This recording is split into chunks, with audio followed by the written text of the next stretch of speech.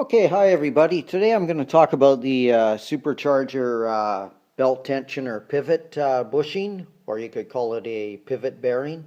And this is part of the tensioner assembly that puts tension on the belt. And this is an actual Kawasaki out of the factory, 40 hours. I'll call it a pivot bushing, just so we'll just keep it the same.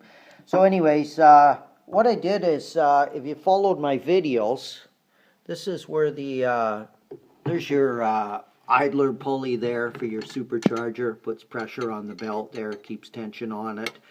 This is your spring here that I'm just tapping there. And I've talked about this many times. This is the pivot bushing in here, where I've got my screwdriver on. And it comes out of the factory. I'm not sure if there's a lot of grease in it or no grease, but I checked mine at 30 hours and it was dry, as I've previously talked about. There was no grease in it. So anyways, at 30 hours I took this assembly off. I've talked about it many times, and got the bushing out and hammered it out. It's very easy. The bushing, you just put a socket in the middle of that and you tap it down, and I've done this in other videos, so I'm not going to get into that right now. Anyways, when I took the bushing out, it was pretty well dry. There was a little bit of water in there, which perplexed me. I have no idea how or why it would get in there, but anyways, and it was pretty well seized. So anyways, I cleaned it all up and cleaned up the bore, the bore here, and that it goes into. We'll call this the bore. Refer to this as the bore here. And I even cleaned it with Brasso, polished it. Anyways, so I greased it up with this super lube, synthetic grease with PT, FE, and I thought, hey, this is great. This is really going to be something. And so I loaded it right up with super lube, and so there's your consistency. Put it back together, and I put 10 hours on it. So I thought, well, I'm using this super lube grease. Must be the best thing out there. And I just happened to have some on the shelf here on a piece of paper, and it's become wax-like. So I put 10 hours on this pivot bushing, and I thought, well, if it's become wax-like, you see what I mean? It's almost like a beeswax.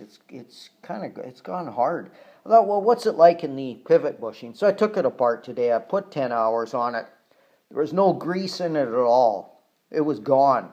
10 hours, freshwater use, well aired out. I've gone through that in my videos. I never spray water on the engine because I'm in fresh water. There's no grease on this bushing at all. Nothing. Contacted Dave, knowledgeable guy in the U.S. He was a little perplexed as well. Where could the grease have gone? I check it every day, or every time I took the ski out, and just give it a little wipe. And I got a tiny residue of grease, but nothing big. So anyways, that's the end of Super Lube. I don't know what happened. It was dry after 10 hours. No grease on it. There was a little oily residue, just very minor, but there was no grease. And when you hammer this bushing out, there's an actual trough inside the bore that you load with grease. There was nothing in there. So anyways, what I did is, the other reason I took it apart today is I had previously ordered from a guy called Anton in Russia. This is his web page. He makes stainless steel bushings out of marine grade stainless steel. And so I bought one, and I've had it for a few months, and I decided to put it in today. So anyways, I ordered it through Anton, good guy. Here's his email, folks, FOKSSS0 @gmail.com.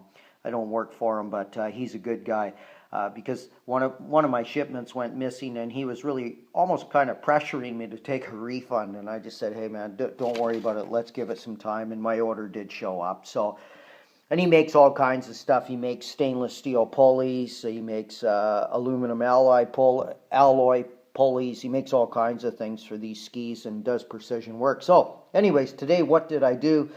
I put in the stainless steel bushing that I bought from Anton, and actually, when you buy the bushing, I think it's about $50. It's nothing. He gives you a zert fitting, a grease fitting, and I didn't drill it and put it in today. So the idea is, once you put in this fitting, you would drill it in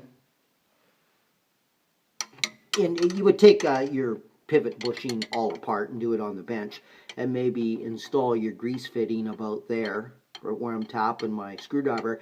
And then in theory, you don't have to take it apart to check the grease in it again. You just give it a shot of grease maybe every 5 or 10 hours until maybe a little bit oozes out the ends, and then you wipe it off. So that's Anton's solution to it. I don't know if he invented it, but he's the only guy that I know that supplies a Zert fitting. And like I say, I just call it a grease fitting. So next time I take it out, I'll maybe check it again at 10 hours or 20 hours, because I used a different grease. What I've used this time is this ultra sticky. I mean, it's really sticky. It's waterproof chassis grease, medium heat. It's like I say, it's rated for medium heat. I don't think it's going to get that hot in there, but look at the strands of it. I mean, when you put it on, it is sticky. So I loaded it up, the bushing, the trough inside with this chassis grease that I buy over here in Asia, and I even put a little copper coat in there. There's a consistency. The copper coat is quite smooth. I put a little copper coat as well, and really gooped it up and put the bushing back together in the bore, hammered the end on. You just tap it around. I've talked about this in my other videos. Installed it all, wiped off the excess grease, and I'll check it out later. I'll put maybe, like I say, 10 hours on it or something, and maybe I'll pull it out with the intention of drilling it and putting in the Zert fitting, the grease fitting in there. And as you see the way I do things, I painted my marks so I know where the nuts are tight. I think I used a little bright of a green, too bright of a green, but maybe next time I'll use blue. I'm sure Corey in Australia is laughing. Anyways, what I found today when I took the pivot bushing out is normally I remove my catch can. I take off this hose here. I've talked about this before. I take off this hose. Let's see if we can get a shot there. This hose, the middle hose, but I left the bottom hose on. Undid the 2 screws, of course, the 2 10 millimeters, and I just put the catch can, whoops, over here. I just kind of pulled it this way, and it sat in here nicely, and I didn't have, because that bottom hose on the catch can, you got to push it on and get the clip on, and there's not a lot of room, and it's a bit of a pain. So anyways, and when I had it all apart, the belt you have to take off, of course. You just push the belt to the side, the Supercharger belt.